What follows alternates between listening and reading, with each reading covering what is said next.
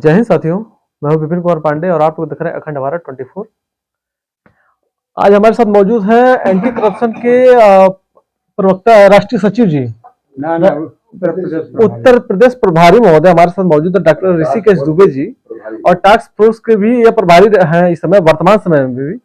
और सर, इस समय आपका संगठन जो कि पूरे भारत में लगभग काम कर रहा है, तो सर आपके संगठन को कहीं ना कहीं कुछ माफियाओं से, कुछ ऐसे करप्ट अधिकारियों से भी दिक्कतें महसूस हो रही होंगी। तो सर आपके संगठन की सुरक्षा के लिए क्या व्यवस्थाएं हैं आप शासन द्वारा?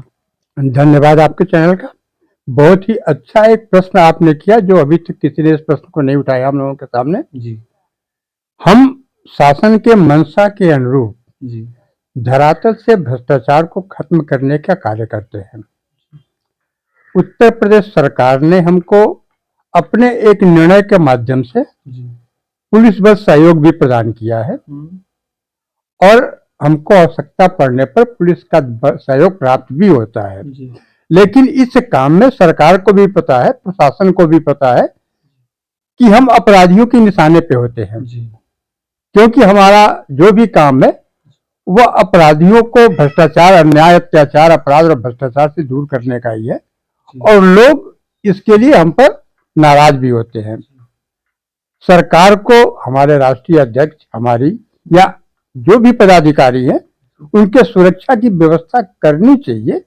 इसके लिए हम लोगों ने मुख्यमंत्री जी को, गृह सचिव को, पुलिस महानिदेशक उत्तर प्रदेश को, सभी सक्षम अधिकारियों को हम लोगों ने लिखा। हमारे राष्ट्रीय अध्यक्ष के सुरक्षा के लिए एलआईयू जांच भी हुई। कई बार गनर उपलब्ध कराने के लिए भौतिक सत्यापन भी एलआईयू द्वारा किया गया, लेकिन ये समझ में नहीं आया मेरे कि शासन या इनका प्रशासन इतनी व्यवस्था को देखने के बाद कि हमेशा अपराधियों के निशाने पे है, कोई भी हमारे राष्ट्रीय अध्यक्ष के साथ या संगठन के पदाधिकारियों के साथ किसी तरह की अपनी घटना घट सकती है अपराधियों द्वारा, और सारी फॉर्मेलिटीज को पूरा करने के बाद गनर नहीं दिया गया।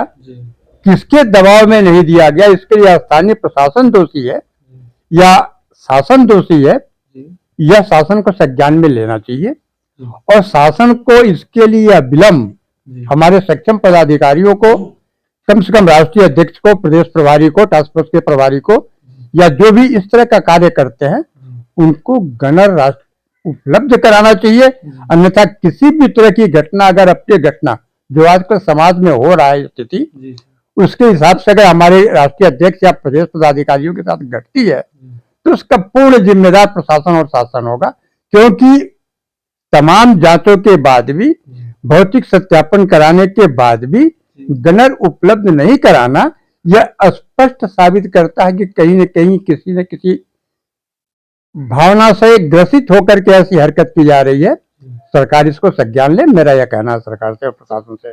सर, देखा जाए तमाम ऐसे संगठन हैं जो कि वो संगठन केवल अपना बस अपने समाज को एकत्रित करने के लिए काम करते हैं, लेकिन फिर भी उनके पास जो है कि सुरक्षा प्रदान कर दिया गया शासन और प्रशासन के द्वारा। लेकिन एंटी करप्शन जितना रिस्की देखा जा रहा है इस समय फील्ड में, देखा जाए कि अगर एंटी करप्शन ना हो तो भ्रष्टाचार का चरण बहुत ग्राफ बढ़ जाएगा। लेकिन एंटी करप्शन का ही देन है कि आज भ्रष्टाचार का ग्राफ दिन पर दिन मतलब डाउन होता जा रहा है। लेकिन उसके बावजूद भी अगर आपकी सुरक्षा के लिए अगर शासन इस पर ध्यान ना दे, ये तो कहीं ना कहीं घोर निंदनीय है।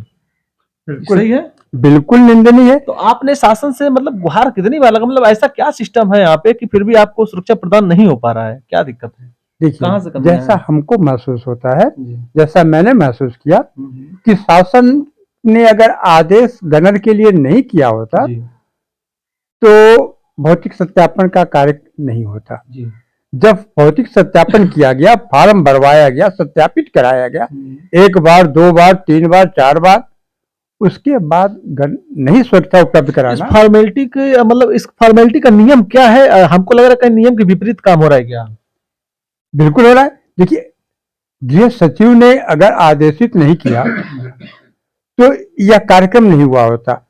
गनर उपलब्ध कराने का स्थानीय प्रशासन की जिम्मेदारी है, जिलाधिकारी और पुलिस अधीक्षक महोदय की।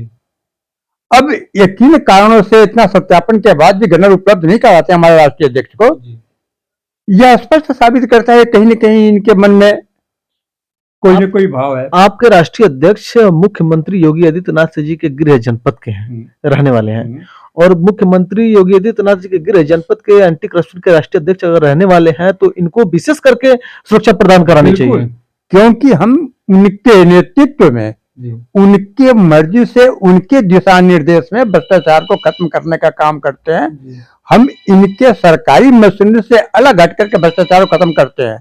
जो जीरो टॉलरेंस भ्रष्टाचार की बात मुख्यमंत्री ने कहा है, उसको धरातल पर उतारने का कार्य हम करते हैं। हम अभिलेखों की बात करते हैं।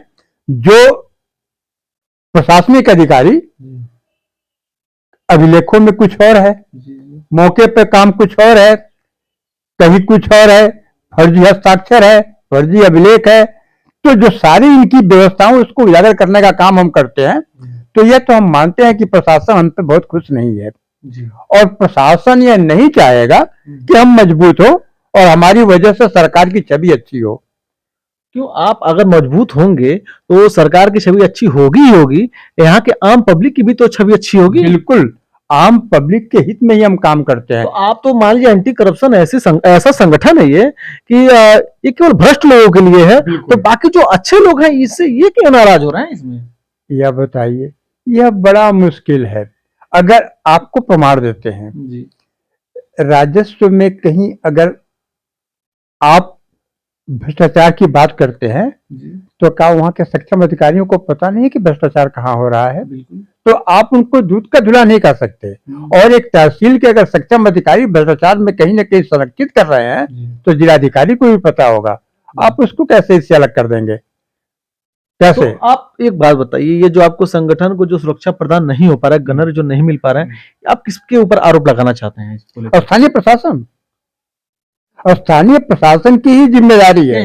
ऐसा भी हो सकता है कि शासन के दबाव में प्रशासन ना दे, यह तो हो सकता है। यह देखो, यह संभव है, आप जो कह रहे हो संभव है, क्योंकि डायरेक्ट प्रशासन को तो नहीं कहा जा सकता। हालांकि प्रशासन को जो शासन का निर्देश मिलेगा वही काम कर सकती है। ऐसा है कि देखो, सरकार एक कैबिनेट ही नहीं है।